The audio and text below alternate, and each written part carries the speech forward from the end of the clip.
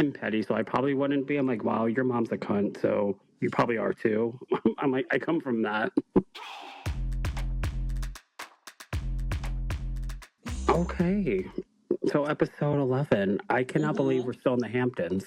I I can believe like it. it though, because I do too. I feel like we didn't see enough Sedona, and on like different series, they go on a little trip and you only see like a little bit. I don't mind. I like it. And plus, I don't mind either, yeah. Rachel is so good, so I'm here for it. I am here for it. I do too. I just think it's so funny because I'm like, could we know it's a weekend trip? And I'm like, I feel like we've been here for like a month now. I'm like, that's fine. I am also enjoying it. Yes, and I didn't realize till the end. I have a note here saying, I really thought that Rachel invited them out so that they could kind of like hash things out. But then you find out that that's the anniversary of, I know. I'm guessing Roger's either infidelity or telling her I think it's infidelity. Rachel actually needed to be with people. Oh, I thought that was so sweet. I was like, oh, this trip was for her. I love that. Mm-hmm. I absolutely love it. I do too. And obviously that happened towards the end of this episode, but I was thinking she's being very cryptic about this. Like, obviously maybe she doesn't want to talk about whatever happened, but at the same time, I'm like, I really want to know what happened. And it must be he cheated on her. I think it has to be, or it has to be some kind of betrayal. Cheated, money, all of the above. Some kind of a betrayal. Yeah. And I had to look it up. Rachel Zoe is a Virgo. They are very black and white. They are very, yes, I can be lovey-lovey. You're my man. Oh, it's you broke that? Gone, right? They do not believe in gray. She is very, very black and white with that. So, but I do like Rachel, which means it still breaks my heart to know that someone intentionally hurt her. And I don't even know her husband. And I'm just like, how could you? So I know. Like, he definitely sounds like a real dick. Yeah. They showed those pictures of him though, and I was like, oh, he didn't look the same way when he was on the Rachel Zoe project. He's matured clearly, because that show was on when they were still. He had like surfer long hair. Yeah. Yeah. He kind of grew into himself. Yeah, he did. He did. Like, one of the first things that happens in the episode, which I thought was so interesting, is so Dorit's FaceTiming her kids, which, okay, love that.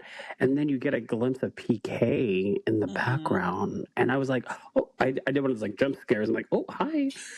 And I was not expecting. Why? Did you not see him often? Well, I mean, there would be no reason to. I mean, he's not like a Mauricio, obviously, where he gets along with Kyle and he's still not that he wasn't pivotal on the show, but they clearly have a very tensioned relationship while they're getting divorced. And he's not nice to her, and in return, she's not really talks about him, obviously, in the nicest light because of all that.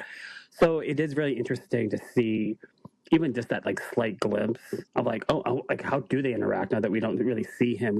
Our only perception of him is how she talks about him. When they were married and they're on the show, like they were like up each other's asses, if I'm being completely honest. Like they were very like, he bought her a pink Bentley, and she used to call him Bubba, but she said it in whatever her accent is. And it was cute. Were very, yeah, and they were very extremely close, and now they're the opposite. So I saw a little jump scare when I saw him, and I'm like, oh, okay, there he is. I don't know, I found it really interesting, but I loved it. I saw that whole scene and I was like, parenting in 2026 is so great because you get to FaceTime your kid. I was like, how cool is that? Like, that was my first time seeing PK outside of pictures I've looked up to put on like our YouTube videos. Yeah. And so I didn't have a feeling to it. I like that she was talking to them while she was on vacation, because like you want to protect your kids. So even if he was just there to be smiley, whatever he might say to Mauricio about her, he's not going to do that in front of the babies. Right. So, and for some reason I thought she had 2 boys. So I didn't realize that Phoenix was a girl. So I was like, oh my gosh, hey. So. And clearly, because we haven't seen her kids on the show now, so I'm wondering if he no longer signs off on it so she can do that. Because we used to see them all the time, and now we don't. Okay. I love that they're getting ready to go shopping, and I wrote this down.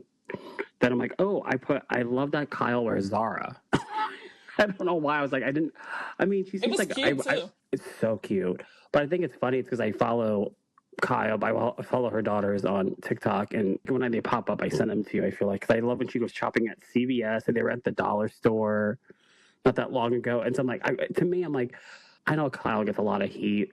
And I think after this episode, she's definitely getting a lot more heat, which I don't think is fair, personally. But I love Kyle. And I'm like, she's a real bitch, this one. I really believe that she likes wearing Zara. And she's one of those that I think truly does dresses from up and down. Like, yep, I can get this at H&M, but I compare it with a Chanel bag or something. Like, I feel like she's like one of those that she truly does not have any hang-ups on. I was going to say materialistic thing, but she knows, like, she's practical in a lot of regards. And then for some reason, I thought Rachel Zoe's reaction, do you wear Zara? Because I'm not sure if I believe that you wear anything that's less than like hundreds of dollars. Yeah, I have a note here and I'm just like, never go shopping with a stylist because she is responsible for all of that stuff in Dorit's bag. But she styled her so well. She's picking stuff off the top rack and I was like, because she's got that eye. Yeah.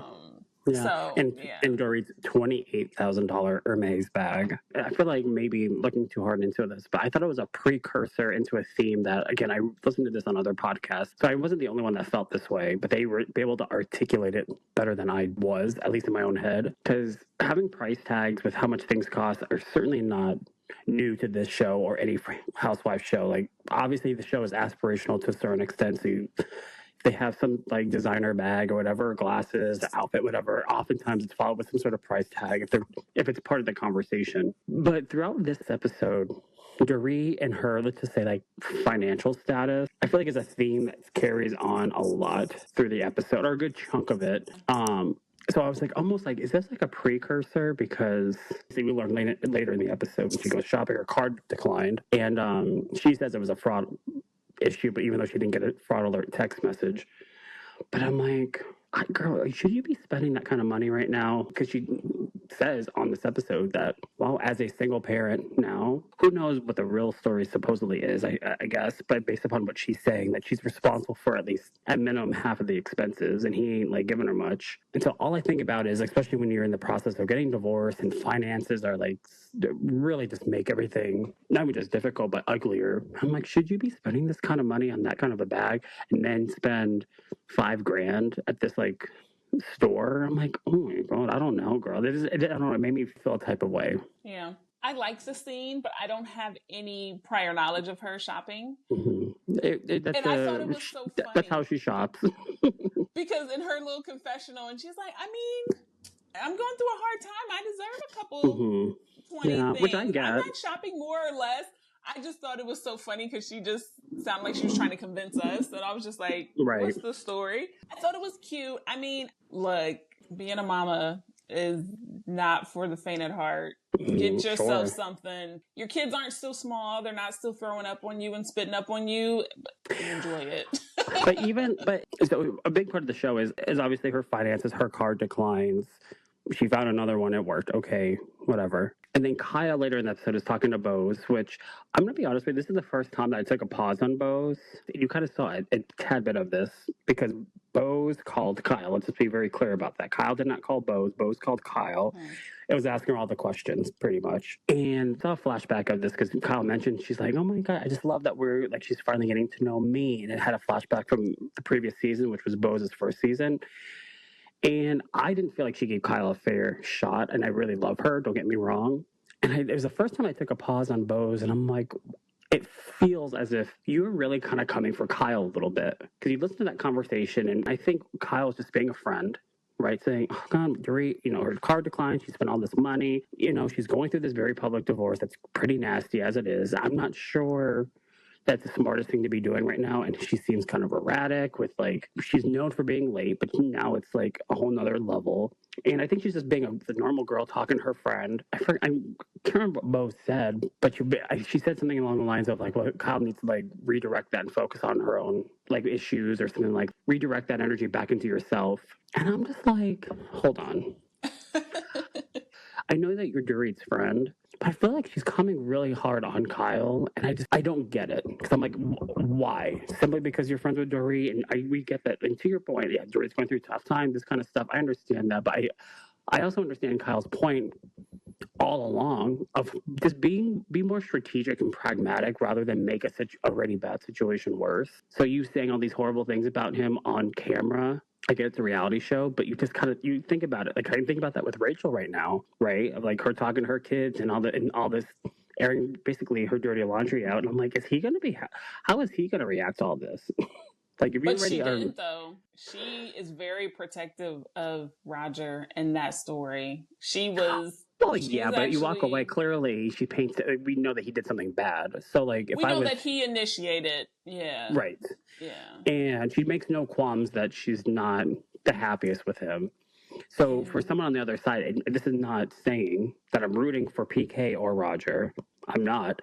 I'm kind of like Kyle, where I look at things from a very pragmatic. I'm like, okay, if you have a really bad situation, what is it? What conscious efforts can I make, especially if kids are involved? Though I don't have that experience, to make sure that it's not going to exacerbate itself even more with somebody that clearly is maybe kind of a narcissist or who really doesn't give a fuck. Like I don't know what the thing is, and it's not to protect them. It's just to protect yourself and your family that you're not screwed over.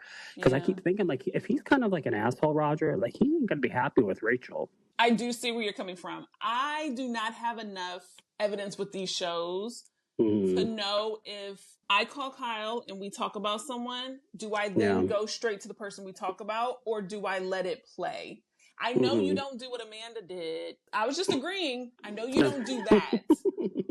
But if you are supposed to go straight to the person you were talking about and tell them, that's giving spy. That's giving three-way call, but one person's on mute. Totally. If you're supposed to let it play and then you kind of say, oh, I've heard that too, or I felt that. I don't know. I loved it when Boz called her. I was like, yes, this is great. Same. And I even thought they could have cut out some of the shopping part, but then they would have had to cut out the Boz and Kyle phone call. So I was like, everything else would have fell flat. Yeah.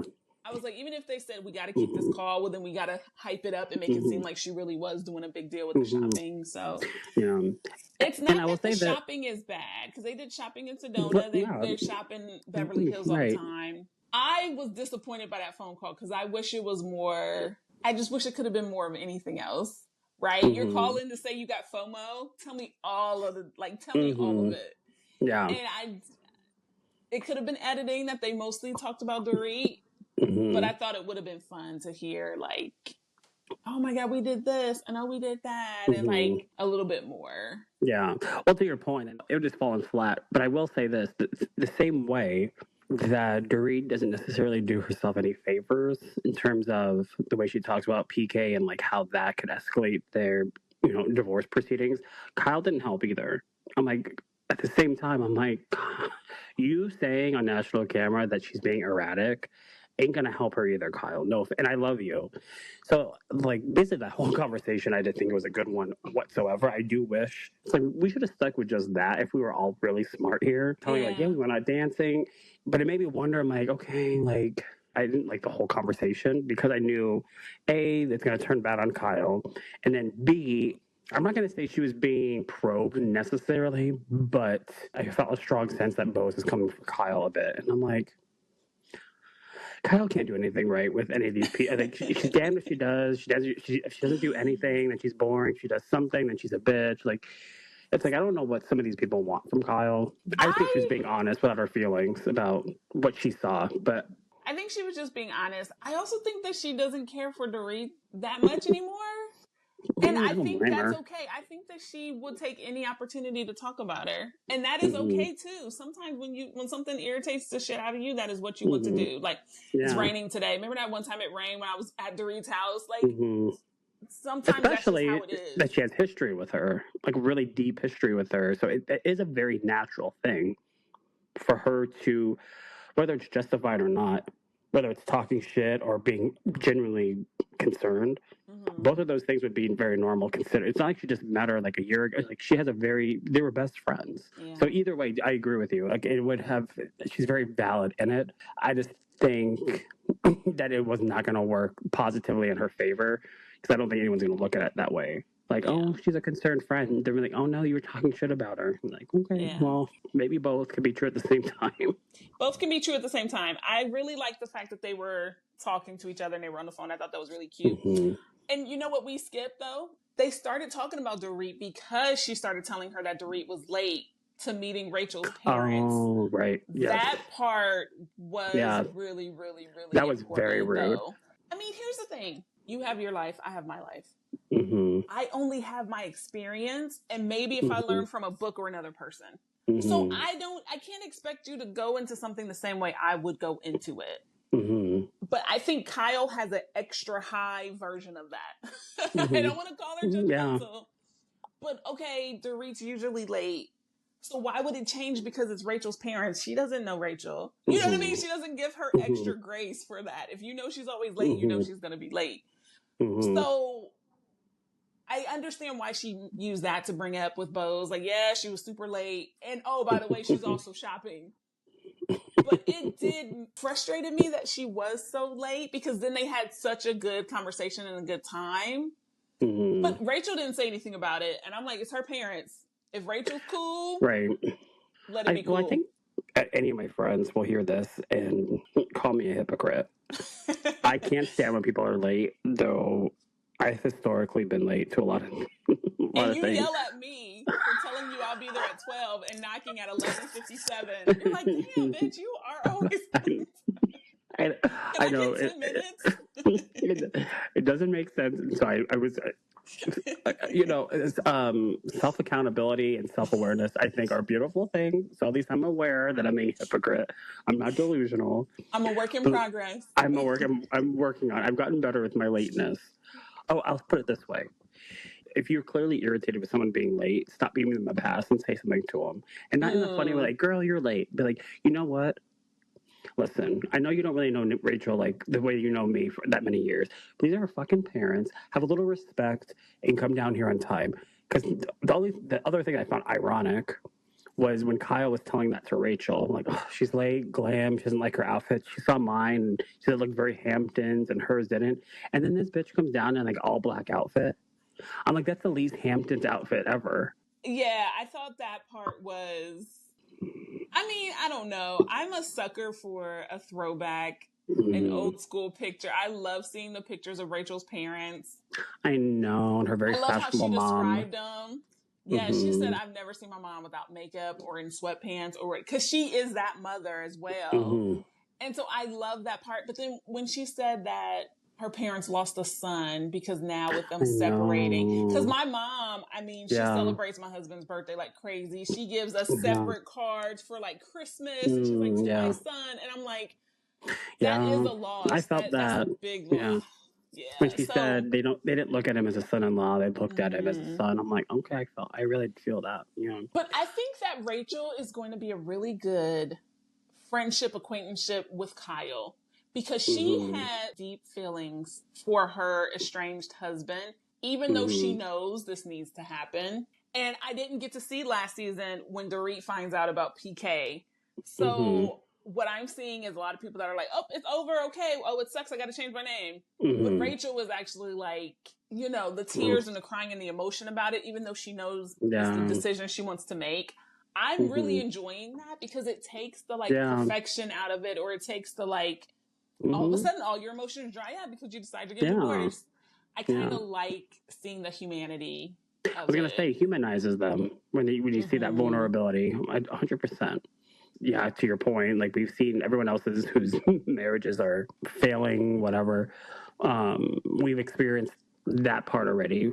At this moment, we're experiencing at least her point of view in real time as she's going through it.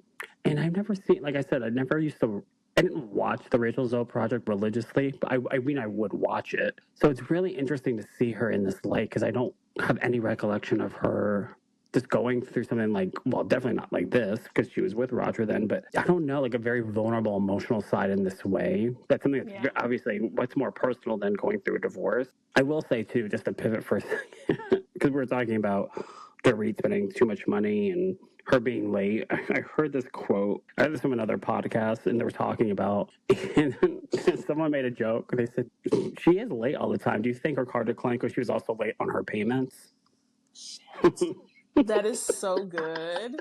I was like, that is so shit. I loved it. I laughed so hard. I'm that is so good. Hopefully someone's paying that bill. So I was laughing when they first got to the store because I was like, who are all these people just standing at the register? And then I remembered, this is not me shopping with Dom. This is the Real Housewives, and they had to scout this place to make sure they were perfectly staffed and they're all like, okay, they're coming. Don't forget, your lip gloss is good. Your lip gloss is good. Okay, we're all ready. Literally. And so the retail side of me was like, oh no, they perfected the store. They have everyone's size, right? She's like, if my size is here, everybody's size is stocked. Oh, I remember that feeling when you're about to have a walkthrough and you're just like, oh, the car's here, the car's here. Or like the driver's texting, like pulling them out. And I was like, oh, okay.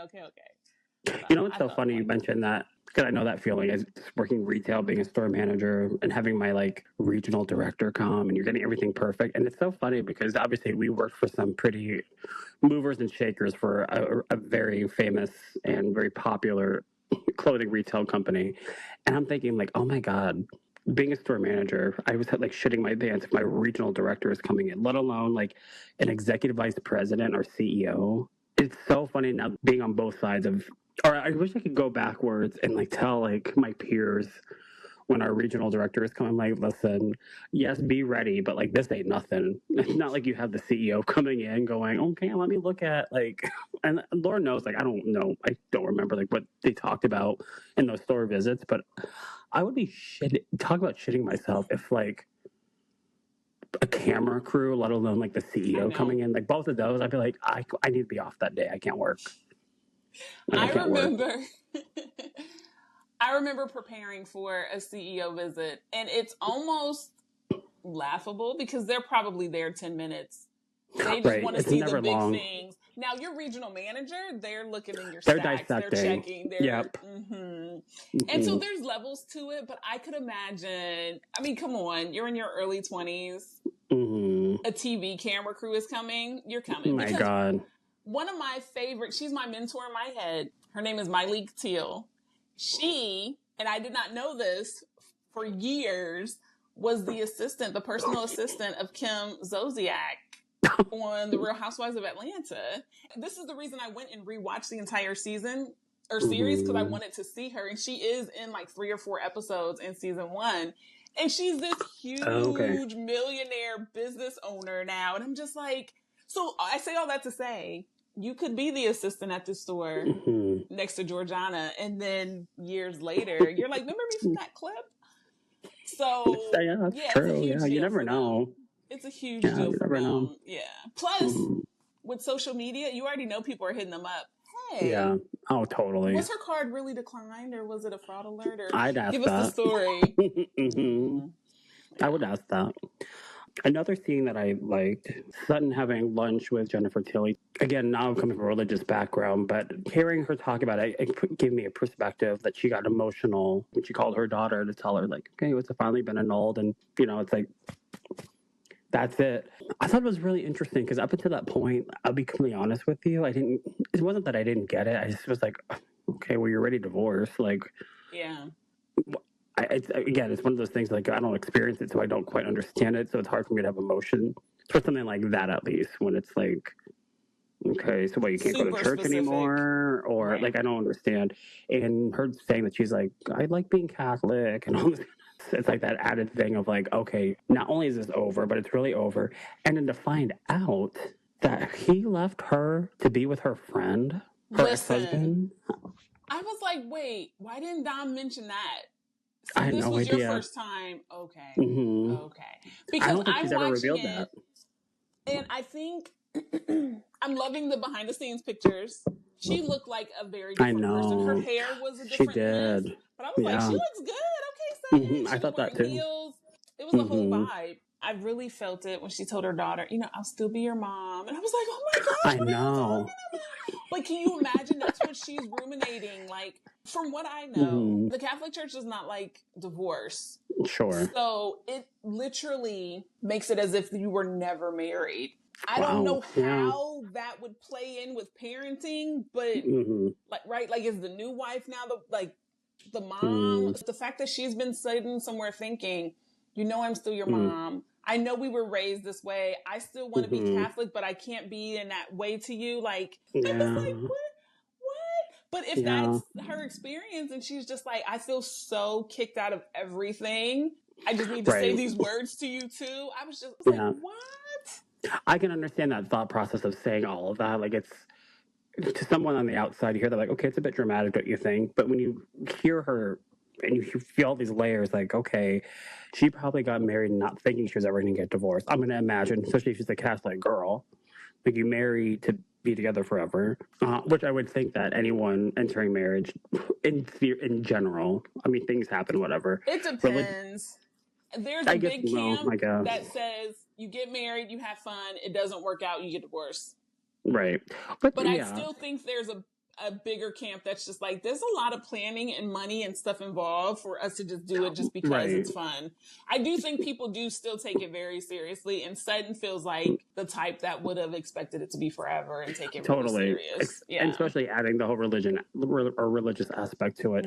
So I can understand, like, when you feel like all these things, like, okay, my husband's no longer with me. Oh, wait, he's not only no longer with me, he's like dating my friend. And then he not only wants a divorce, but he wants our marriage to be non-existent in the church that we both seek our, I don't even know how to say it, like our refuge or our faith towards. Like, I don't have direct experience because I don't.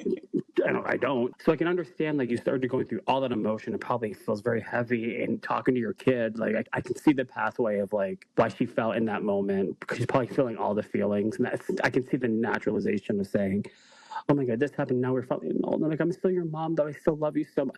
Because I get your children are a product of the marriage. So I can understand the elements. And it did make me feel sad for her, because I'm sure that's a very hard thing.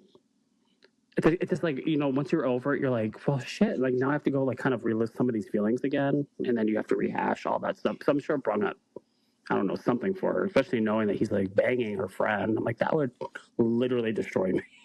I can't put into words the levels of betrayal. And she said that my son told me. I know. Yeah, that's right. Yeah. Even worse.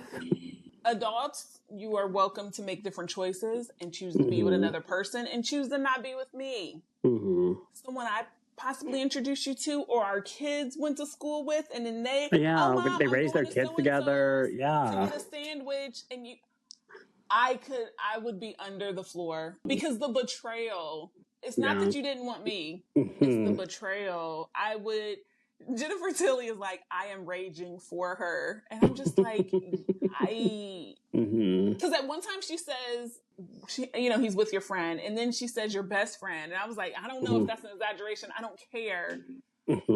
But you have these two people that you brought into the world, and you have to keep it going for them. Right? Like, we talk about the $300,000 a month she might be getting. That doesn't make you feel less kicked or put aside. And then now he's marrying that person. So he's also possibly split up her family too, if that other person was married. And if you guys have been listening for all 45 episodes, you know that I do enjoy reading romance, and I like the messy, real stuff of love. There's this movie called Feast of Love, and one of the quotes they say is like, the angels created people, and they thought it was fun, and then they were like, let's give them some chaos, so then they created love. And it's like, that shit is real. Because yay for him, and he found love. Oh, you fell in love with someone who was already married? Oh, you fell in love while you were married? Oh, like...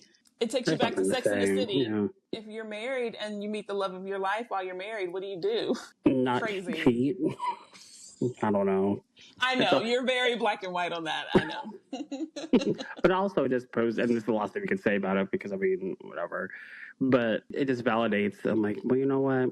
Who knows if you can honestly ever really trust somebody other than yourself? And just because you marry someone doesn't mean they're not going to do something, whether it's evolve, change, which again, we want that to happen. Yes, you just don't want to evolve into someone else's bed.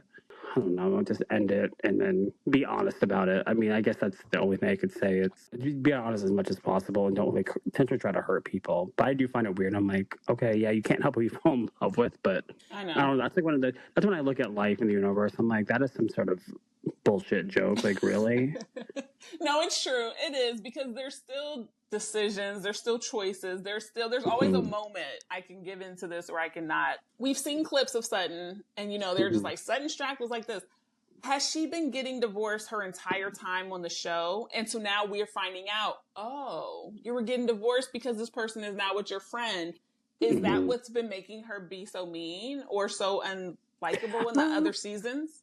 I mean, that would be a question you have to ask her, but since being on the show, she has not been with her husband. Oh, okay. Yeah. So this is, I mean, she's talked about it here. I mean, it's been part of a storyline for her. Like, it's been a conversation piece in different ebbs and flows. But while she's been on the show, it hasn't been like, oh, I'm no longer with him. Like, we've seen her date on the show, try to like date, all these kinds of things. We learned about her big alimony payments on the show. So I just think it's just literally just one more thing that's adding fuel to the fire. Like, oh, okay. Now I'm getting not only my divorce, but now I have to annul it through the church. So I just think it's another thing. I wonder if her son is still friends with. I know, that's a whole other can of worms. I'm like, I'm petty, so I probably wouldn't be. I'm like, wow, your mom's a cunt, so you probably are too. I'm like, I come from that. So that's I'm not saying so real. Yeah, I'm not saying it's right or wrong. It's just that's how I. Yeah, that's so real. So I think in this episode, San Diego, Boz and Lael go to San Diego. Is that where he lives, or they just had a meet up there? Okay. I don't think he doesn't live in LA, if I remember correctly. Okay. I really liked their dinner. I thought it was very sweet. This was a tearjerker episode for me. Not literally crying, but we get to see the pictures of Lael and her dad. You're just like, oh my God, so good. Yeah. And so I really like how, Keely is letting her know, yes, I do want a child. I also still very much so want you, and I didn't realize that. I know that Boz has lost a daughter. I didn't realize that her name was Eve because Boz has started a hairline and it's something Eve. And I was like, oh, wow. Like, I love that. I love when people do like business names and stuff that's so intentional like that. So I like their little dinner. I thought it was really cute. Yeah. I did to a certain point until I just had the slightest little like, oh, well, that was interesting moment when they're talking and having I like the conversation that she is presenting to him, like, what if I can't have a baby, like, we still want to marry me, all this kind of stuff, and he validated, like, of course I do, I want to be your stepdad. I loved all of that. The thing that took me to pause for a second and think, I was like, when he says to her, well, what if I lose my job or something, and like I don't have the income that I have anymore? Would you? And I just thought it was, I don't know why. It made me pause, and I'm like, well, that was kind of weird to say. I can understand. Yeah. I'm assuming you're basically saying the same thing she is. That's just happened to be your example. Probably, maybe that's the deepest thing you can think of. That is by no means an equivalent, but out of all the things that could have personally, happened to you, maybe that would be the biggest one that you're not able to deliver, whatever. But it still made me go, I don't know, man. That's my like hang up with like straight guys. I'm like, y'all are dirty for the most part. And I'm like, okay, is this like a precursor that you're going to get married and like a couple seasons from now, it's like you're a deadbeat guy or something? Like, you know what I mean? Like, it just makes me pause. I'm like, well, that was kind of, I probably would have just left the conversation at that. Like, there was no need for you to say that. Or maybe the follow-up would be like, is there anything that you could see you leaving me over, like, in terms of, I would say, for example, if maybe I lost a job or I got injured, I don't know. I don't know. It just made me take a pause. I'm like, well, that was kind of weird, but okay. It was very weird, and I am hoping they cut a lot out of the conversation that we missed, because I do think he said it as an example, like, I do too. I'm not just with you for that, just like you're not just with me for that, because I can't see Boz being with you for money. I feel like she has her own money, and you two have probably decided to like work together. But I'm assuming she has more money than him. She is more visible. You and I, we've talked about like fame versus prestige, right? Sutton is like board of directors, board member money, which is different than like a Rachel famous money. So I don't know. I mean, I don't know what he does. You never know. You just never know. It was enough for her to take a good pause. And be like, totally. Yeah, that's true. I mean, that scene, was not favorable. And they show Lael and she's like, just eat your salad. Just eat your salad. It was different, but that was also before he proposes. We know that they are engaged in real life or in current time. Yeah. So yeah, I think it was just a poorly laid up example. But I will tell you this. For the rest of my life, I will run everything I have to say through this filter of Rachel Zoe. Do you think it added value to the conversation? And I don't think his statement added value to the conversation in the way that it probably didn't. Yeah, probably didn't. Can't skip over because I thought it was very like, wow. Was Erica seen with her therapist? Oh God, Erica is that girl. Erica is that girl from saving the cake because you need it after therapy. I was like, I have done that. To explaining your emotions and trying to remove it when you're talking to your therapist so that you can get an unbiased take, even though they're still giving it to you like they're you. And she was like, I remember when you said it. You said it like it happened to another person. Because some things you do have to detach from. And I was just like, that's my girl. Protect Erica at all. I loved it. I loved how she was setting up, and I thought one of the cast members was coming over, and she set in the mood for her therapist. I was like, this is what I'm talking about. I really appreciated it. I loved how she was able to be so vulnerable with her and sit down with her. If we saw that similar scene with a cast member, it would be good. I love that she's having it with a professional and trained mental health specialist. 10 out of 10. I loved it. I absolutely loved it. Them curled up on the couch, kikiing like friends, but that's your therapist. I loved all of it. I think it's a very important scene. Here's the thing. When I see scenes like this, they are some of my favorites because I really value vulnerability. And we don't see too much vulnerability from Erica in this way. Like, I can probably count on one hand how many times we've seen her cry. You probably pick up, like, she's a tough bitch. She's a tough girl. So obviously seeing her cry about something like this, it's like, for me as a fan, again, not often seeing it, it's like, oh, wow, okay. There's several things that are related to this, but the thing that is the powerful thing about storytelling and being vulnerable with friends, family, audiences, however it looks for you, it's one of those things that you don't have to, like, her experience of what she's talking about, like being with someone that like physically hurt her. But one thing I think about storytelling that I think about, like music for me, for instance, as an example, it's you can pick up on certain themes of like, okay, well, I don't understand that in that context. I understand that feeling in this context. And that allows you to be able to have empathy for somebody and what they're going through. One of the things that she mentioned was she's like, when is this going to be over? Like, basically wanting to be over. Like, I want to be on the other side of this when things are good, blah, blah, blah. And the therapist telling her, it could be worse. You could not be sitting here right now having this conversation with me. So, for understanding that, like, thought process and point of view and acknowledging that, I think is really important. But one of the other things that she said, the therapist said, she's like, I want to get to that moment where I'm just like, I'm done. I'm past it. Yes. Everything is easy. She wants to be on the other side of this. And the therapist bluntly said that there is no here. So the here being on the other side, like, I want to be in that part of it, right? She's like, life is messy and hard. And it's something that you often say, we have often talked about, like, life is hard. Like, living is hard. And I think that's something really important for people to remember. It's like, I don't think anyone's ever said that part to me because I've often been the person to say in my own life, I'm like, oh my God, this is another fucking thing. I just want to be over it already. I want to be on the other side when things are good. And, you know, when you're, especially in the age of social media, when you see people going on vacations and posting with their partner and, I don't know, buying this and doing that, or just being out with friends and out at a bar and drinks and dinner, and life just looks so beautiful and glamorous. I'm like, I want to be there. And her saying, there is no there. Life will always continue to have the mess and the challenges and the difficulties.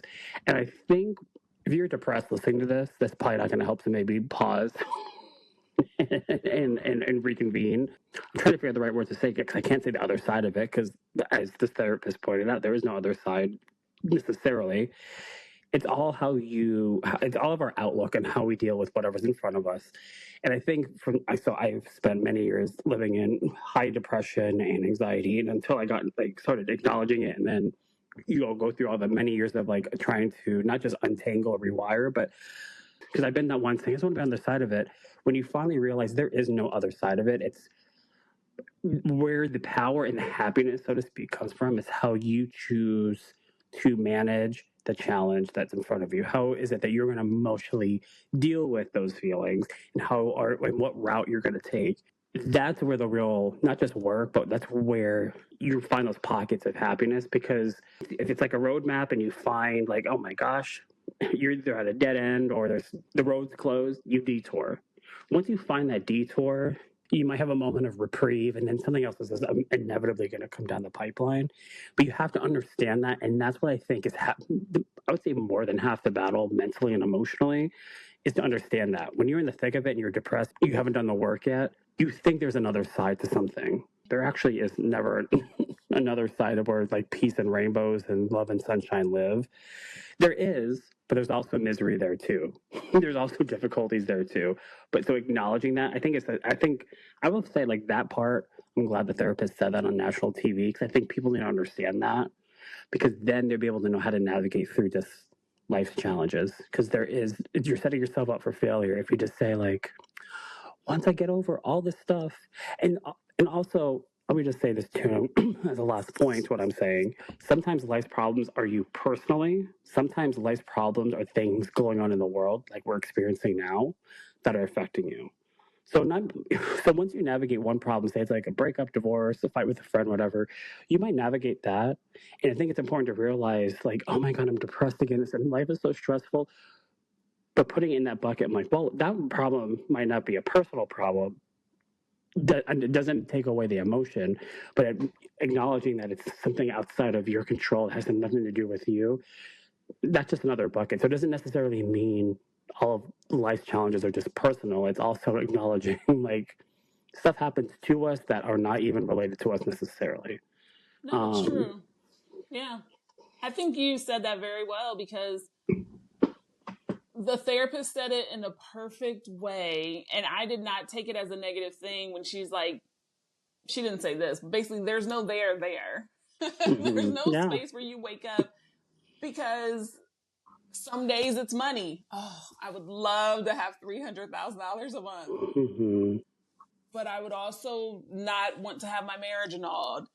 Right? So it's like you have one thing and then you have another thing. Or like, okay, Erica has a fantastic music career, but then her husband's decisions are now impacting her. So it's like, because we don't live in a silo where it's just us, you could be having the best day ever and you find out your favorite person is no longer here. Like, because we are always reacting and expressing with other people, with ourselves, there's not going to be that one day when you're just like, this was a perfect day where nothing irritated me and nothing got on my nerves, and I am just sunshine, rainbows. And I think even the way you describe it like that is good, because sometimes you want sunshine and rainbows, and other times you got to go through 85 thunderstorms to get a fucking rainbow. Yeah, literally. And so it has to be all of them. Now, the court stuff, there should be an end to that. Right. But that's not going to be as soon as the last thing is paid or the last thing is filed, she's done. There'll still be layers of her defrosting from that. Court cases are ugly. They're meant to be ugly. And so even when all of that is done, she'll still be known as the person who was married to Tom Girardi when he was doing all this stuff. So yeah, there is no other part. There's no other side to it. And I thought it was so good. I really enjoyed that. I think I needed to hear that, because I'm like, okay, I'm 40 years old. Now it gets easy, right? Yeah, no. Well, now there's this. Great, my kid's out of diapers. Let's go. And now there's this. And you're just like, I'm going to constantly evolve for the rest of my life, aren't I? Oh, okay. And so now it's kind of like, oh, okay, I evolved a little bit today, or at least I managed it, or it was good. All right. And then you wake up tomorrow and you just do it all over again. And I know that probably does not sound positive and great, but to me, it's like, I made it through the day. Because some days it's hour by hour. Some days you're just like, totally, yeah. I have food in my refrigerator. My lungs are working. Okay. This hour, we're good. We'll deal with next hour. And I don't think that is a bad thing. And the way she said it made it sound like that's not a bad thing. If that is how you get through. No.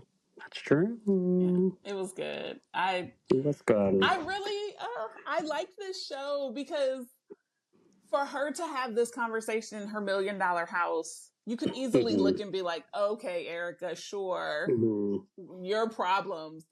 And I would say I probably would have had that opinion before I started watching these shows.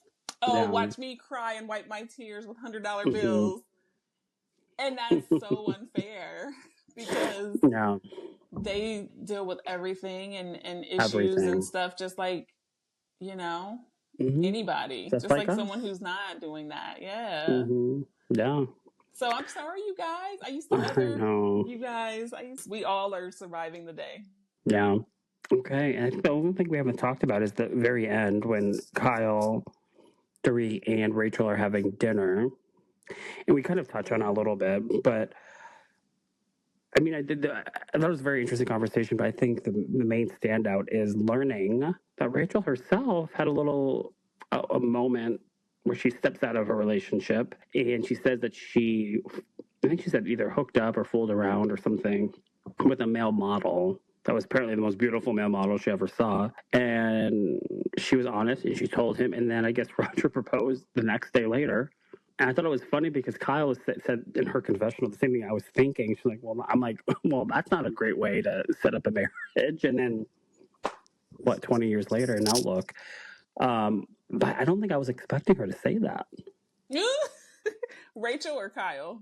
Rachel. No, I expected from Kyle, but she said, I was not expecting her to reveal. Like, probably, she could have probably just made out with the guy because she didn't say that they had sex or whatever.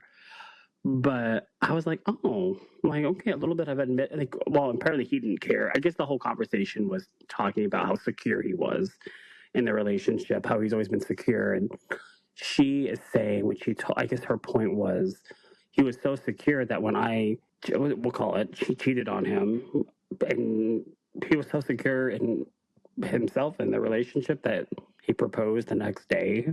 I'm like, okay, well, that was a choice, I suppose. And not to say rah-rah him or whatever, but I don't know. When you're because I think she also said they were 4 years in. 4 years into dating, not married. Yeah, it's not married. But you're in a 4-year relationship. I'm like, okay, my boyfriend told me that. I had a boyfriend that kind of cheated on me. And maybe, I don't know if being secure, insecure play that in terms of the weight it holds. I personally don't know if that really matters. I just know the extra step that all I'd be taking is thinking about them doing that said act over and over. I wouldn't be able to get the image out of my head.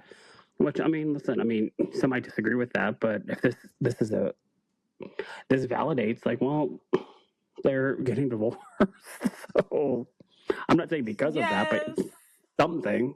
I don't know what it means, and I hated to hear it because I was like, this is not, this will not look, I don't know what it looks like because it kind of looks really silly on his side, but then it also kind of okay, so you had this ring and you're just like, oh, she'll tell me anything. I trust her 100% now.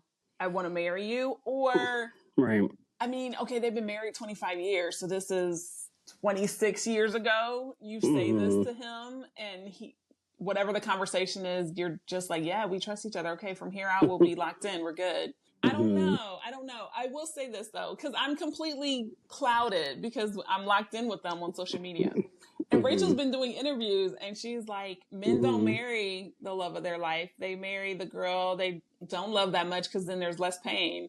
And I'm like, did you tell him you cheated? You know what I mean? Can he carry that thought with him for the whole 25 years? And then when I decide you could possibly hurt me, I leave first. I'm just like, wait, what? So I'm watching it real time, and then I'm also knowing she's giving interviews now, and I'm just like, were you the love of his life? But you're not now because he never would have hurt you? Or did he just, or maybe she's not even talking about her own marriage, but I'm just like I want a bag of popcorn. Tell me more. Is this how you rationalize it when you're going to sleep? Well, must not have been the love of his life because we're not together. I'm just, yeah. Again, I'm very factual and pragmatic in terms of, especially emotional things like this. That's why I'm like, I can't tolerate cheating. I can't tolerate lying and betrayal. Now, sometimes we white lie and be like, yeah, I'm sick. You even want to do something. That's one thing. I'm not talking about that. I'm talking about yeah, I stole money from you or something. Those kind of lies. Or you lie about you have children and you don't, or you whatever the case may be. I couldn't help but look back, maybe regardless, and go, if she, and maybe she has done some self reflection. I don't know about this, but I would look back and be like, man, I mean, I guess you could argue like he proposed to me the next day after I told him that. Like, were we doomed from the start? Were we like? And that's why I go back to what Kyle said. I'm like, I'm all about the signs and the gut feelings and kind of the stuff in it. And that, in theory, I'm like, well, I know things happen in life. Yes.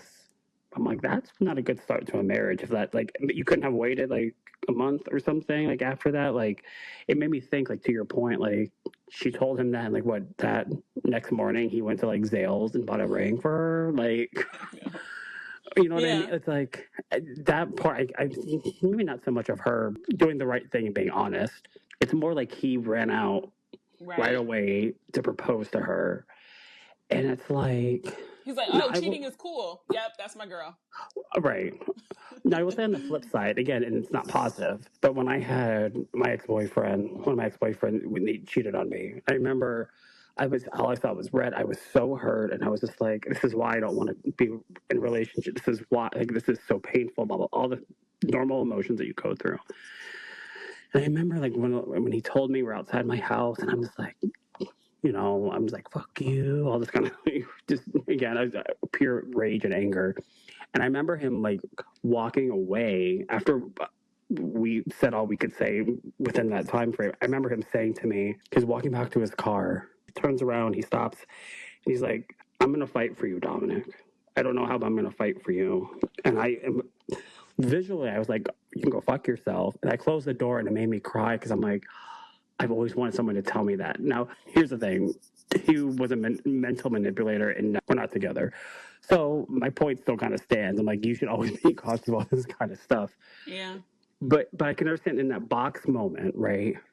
And this is not to go like, Roger was right this whole time, not saying any of that. But there could be a sense of like that feeling that I felt when my ex-boyfriend was telling me that. And I felt like, you feel that emotion, like, oh my God, they're going to fight for you. There's something about like the tragedy, and someone's like, I'm going to persevere because I want to be with you so much. And then a few days after we like both simmered in our brains and emotions, and we decided to stay together, I also told him, I was like, I think after you said that, I think I realized I was falling in love with you. I said that. I was the first person to say it. Just so I can understand all this. I can understand like how in the heat of it, it can entice those emotions of like, for whatever reason. Now, looking back, I was pretty insecure then. So it could have to do with insecurity. So I don't know if I would not necessarily say, like, I think Rachel was, her point again was he was so secure. Like, I told him I did this, and he was still, I would actually argue the opposite. Like, that probably was a deeper insecurity in him. That's why he felt that he wanted to marry you, because he probably, the same way that I did when my ex-boyfriend told me that, it was more because of an insecurity, because I was like, oh my God, a man is telling me this even through all of that. Okay, I must love him. He basically did the same thing, but he proposed.